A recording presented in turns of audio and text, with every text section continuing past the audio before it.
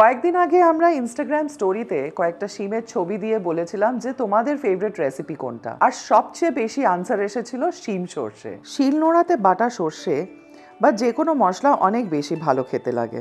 সর্ষেটা যাতে তেতো না হয়, পেশার সময় নুন আর কাঁচা লঙ্কা অবশ্যই দেবে। আর এটা যদি মিক্সিতে বাটা হয় তাহলে সর্ষে বাটাটা যেন অবশ্যই ছেঁকে নেবে।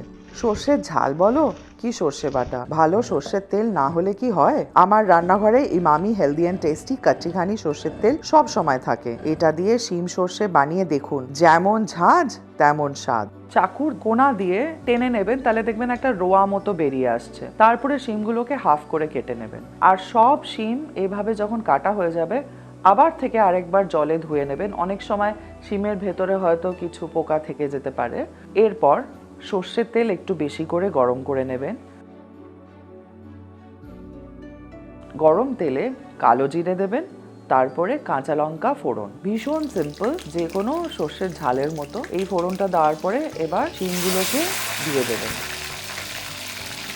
একটু নাড়াচাড়া করে, আঁচটা ধিমে আঁচে করে একটু নাড়াচাড়া করে নেবেন। আর তারপরে এর মধ্যে নুন আর হলুদ দিয়ে দেবেন।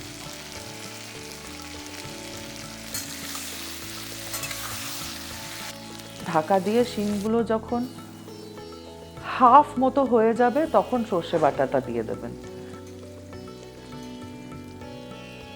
আর একটু জল দিয়ে ভালো করে মিক্স করে নিয়ে আবার ঢাকা দিয়ে শিমটাকে রান্না করে নেবেন।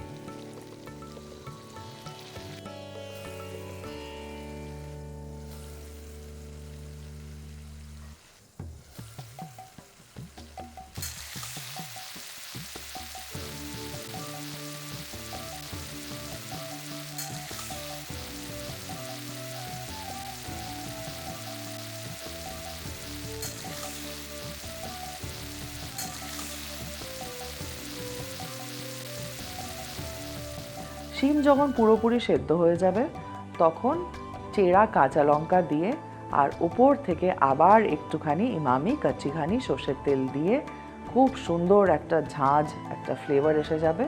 দিয়ে আপনার শিম সর্ষে রেডি।